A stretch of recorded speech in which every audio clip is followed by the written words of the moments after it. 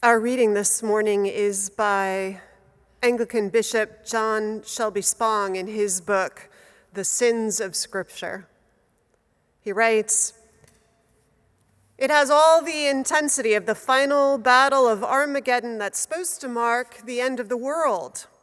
The opposing forces consider each other to be mortal enemies. There is no room for compromise between them, no middle ground, just mutually exclusive points of view. Threats and violence are readily employed as the tactics of intimidation. Both sides appeal to God and claim that this fight is waged in the name of all that is deemed holy. The stakes are thought to be so high that many people on both sides assert that Christianity will die if the other side prevails." Here ends our reading.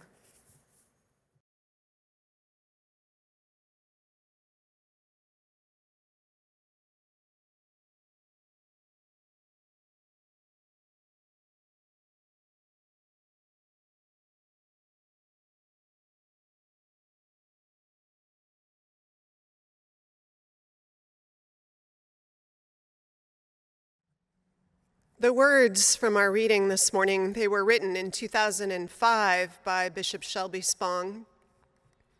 But with a few word changes, don't you think they could have been written about our political climate this last week, or this last year, building to this last week, and the uncertain times just upon us?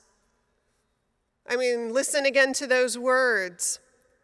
The opposing forces consider each other to be mortal enemies. There is no room for compromise, no middle ground, just mutually exclusive points of view. Threats and violence are readily employed as the tactics of intimidation. And with a few very subtle substitutions, it would end this way: but both sides appeal to ultimate authority and claim the fight is waged in the name of all that is true and right. The stakes are thought to be so high that many people assert the nation will die if the other side prevails. Spong, of course, wasn't writing about political differences or party platforms, but he was writing about religious ones, right? And particularly, actually, he was writing in this passage about one issue: homosexuality. Fred Craddock, who is a modern classic, who wrote the modern classic on homiletics, said the preacher should almost never change her sermon to fit current events, because the sermon, if it's aimed at timeless and enduring enough themes, it will certainly speak to the moment. Indeed, actually. It's been ironic how the sermon I intended to write, and will somewhat still give this morning, on homosexuality and the Bible, feels riddled by the same forces underneath it all that riddle and tear at the fabric between us now. Years ago, I got a call from a local hospital. It is early in my ministry in Washington, D.C., actually, the city so under siege this week. That day is a quieter, personal siege that summons me to the phone. There is a young man, the nurse says to me on the other line. That man is in the psychiatric ward, self-admitted for extreme depression, and he wants to talk to the minister. He found you online, she says. The man has never been, it turns out, to a Unitarian Universalist church. Instead, he grew up Mormon. His story begins with two parents, lawyers, who would later, he said, be the senior legal advisors to the church at its headquarters in Salt Lake City. At the time he was born, however, they were serving in missionary assignments in Africa. And that's where he was adopted. All this young man knew was the Mormon Church. But while at university, he'd started to wonder about a part of himself, feelings and thoughts he was having. tender and powerful and important feelings and thoughts, and not knowing what else to do about them, he'd started reading and researching online what it meant to be gay. His Mormon roommate, for reasons that are still a mystery, spied on this man's internet search history and finding sites that were gay-friendly and focused, outed the young man's investigations to the elders at the Mormon college they attended. The elders, in turn, reported all this to the young man's family, and his parents gave him an ultimatum. Leave these thoughts behind, or leave the church behind. The young man said he argued with his parents, explained that he was only doing research, that he hadn't done anything yet or made any choices, that there wasn't anything wrong with trying to understand what was going on with him. But they forbade even these questions. And he made the most devastating, or at least most difficult, I would imagine, choice of his life, certainly till that point. He left the church. He did so, though, when doing so also meant that he was shunned. And so in a moment, this young man, vibrant and connected to his community in every way, whose university life even revolved around the church, stood completely alone. He was maybe 20, and when he called me, all he had were his questions and his desire for integrity to wrap around his bare shoulders. Hence the call. The same curiosity and online searches that landed this man ostracized from his past led him to me and to us.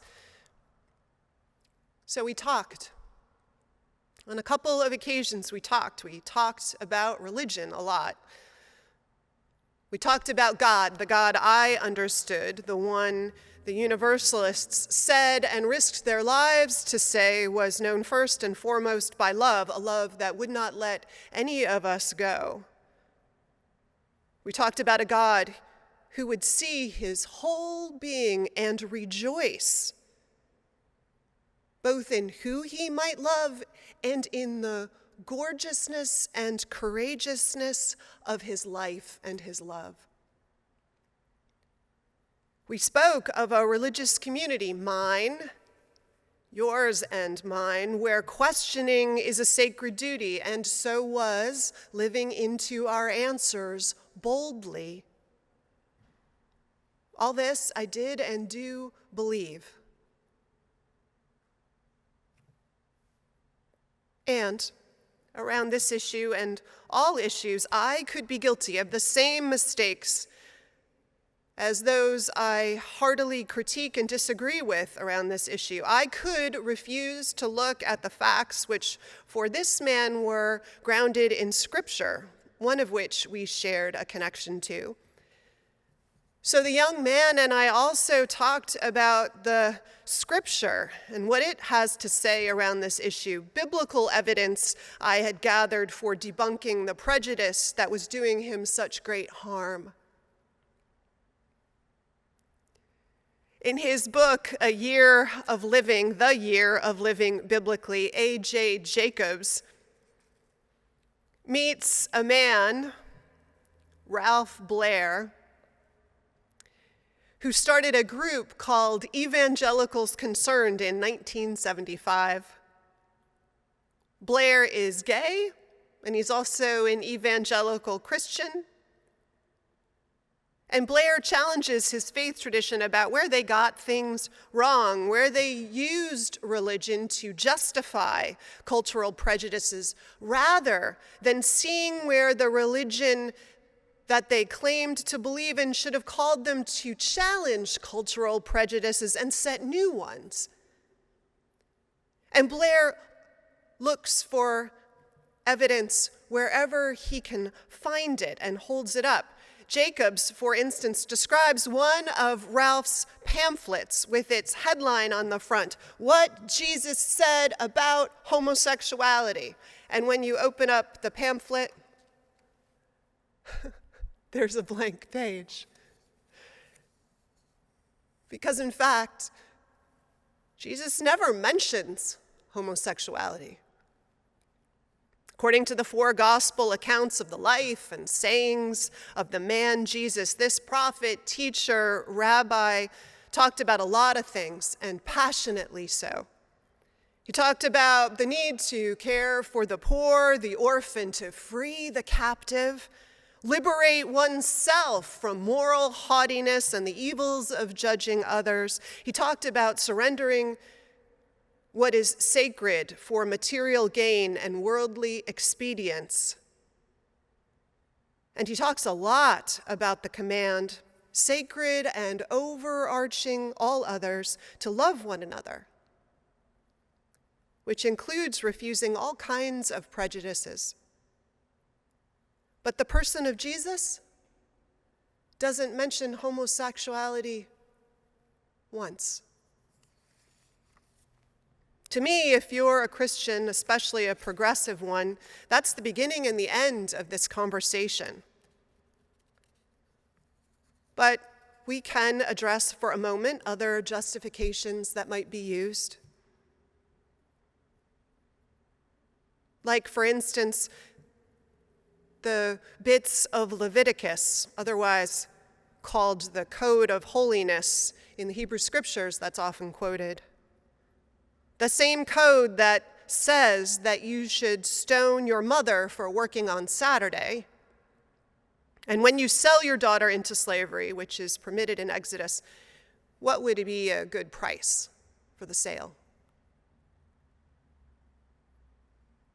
Which is to say that this is a text whose codes include scores of mandates that we ourselves would never adhere to or want to adhere to. So to begin there is to adopt a cafeteria-style approach of picking out only the homophobic texts, which seems not only odd, but morally suspicious at best.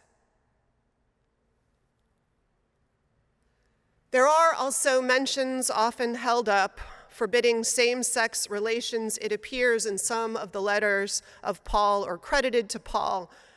But there's a lot of speculation about what he meant when he used the words he did in those letters. That they could well be references to practices of Roman and other communities that are outside the bounds of what we would consider consensual relations, for instance. Or on the other hand, that they might be reference to cultic practices at the time that I know I wouldn't want enshrined in my religious community and its practices. But also, Paul isn't the prophet, teacher, rabbi whose teachings and life I find compelling and central.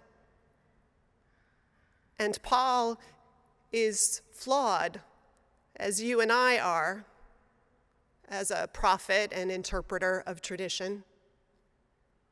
And I don't know, thank God our letters haven't been canonized for all time. I mean, really, thank God. More important to me is that there are lots of philosophical and religious traditions that believe that sacred texts are alive, are meant to be alive, and that our understanding should evolve and deepen. And there is plenty of evidence that it has, that is the way we human beings have lived in relationship to our texts through time, and should. We know as a nation we justified slavery, found that justification in the Bible and the subjugation of women too, and some still do.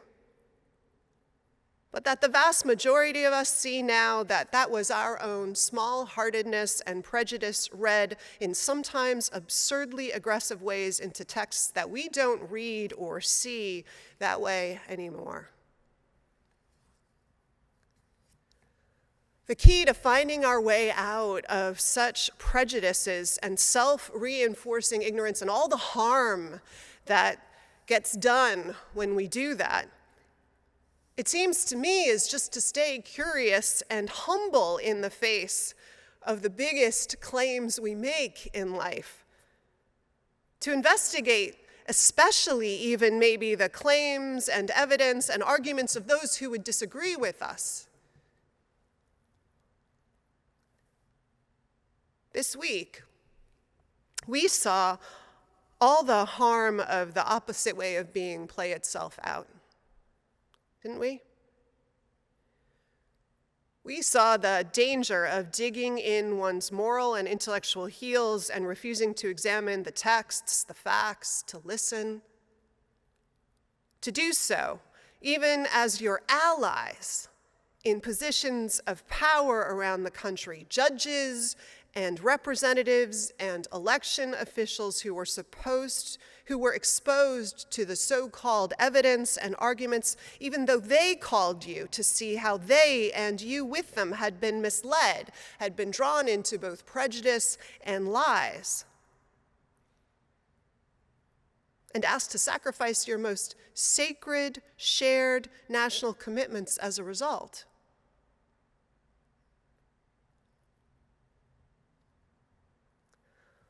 Oh, the tired scripts that we human beings seem to play out.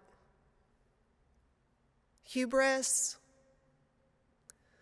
the tendency for confirmation bias to see only what confirms what you already believe. Like saying the world is flat until an astronaut orbits you around the entire planet, and even then maybe dreaming all that was a hoax. Or calling COVID-19 a lie until your neighbor or husband or you find yourself on a ventilator, but not before. For sure, there is a humbling vulnerability in seriously questioning what you knew or you thought you knew and relied on. I'm sure we've all had one or more of those moments. But those moments, we also know what a righteous life looks like, really. That it isn't about grandstanding and breaking windows and erecting gallows on public land. And it is not about selfishly upending the compact of shared government and national texts to get your way. No. True righteousness is courageous and bold, but it's the kind of boldness that's grounded in a deep humility, the kind that wonders when carnage is the price we are willing to pay for our truths, wonders in that moment whether maybe ego or greed or ignorance or fear or hate has crept its way into our moral equation.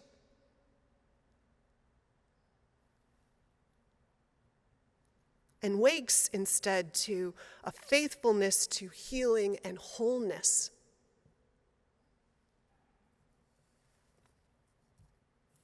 Frankly, righteousness is more like what I heard on the other side of that phone so many years ago from a man barely 20 years of age. That courage of being willing to leave everything else behind even.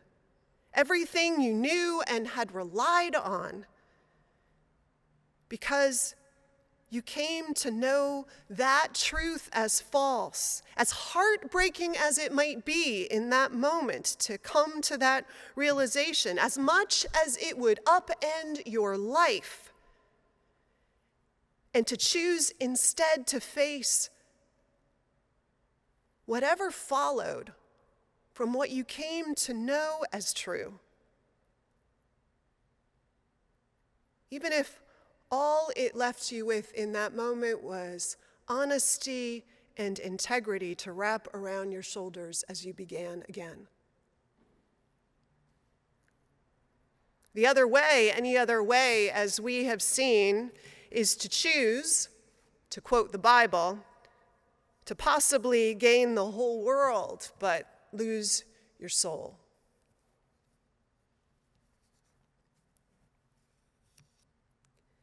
This summer, I got another call from a teenager who would name and echo back 25 years, something that I hoped had died out.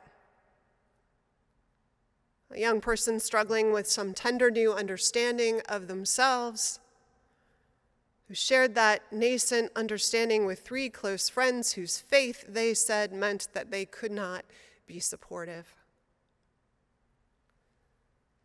Echoes of a moral certainty that was willing to destroy lives and sacrifice what is truly sacred, our care and tending and love for one another, rather than question on what ground it was that they stood.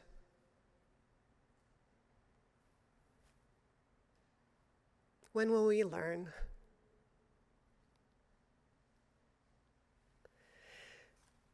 So this morning, let's ring our gong one final time. For those of us in this community and beyond who have been harmed by or in the name of religion and a false and hateful certainty. For all who've been wounded by toxic theology, the weaponizing of religious language or the distortion of sacred texts. For all whose authentic selves were not welcomed or honored in religious community. And for the defamation of community itself when it is defined by exclusion and judgment.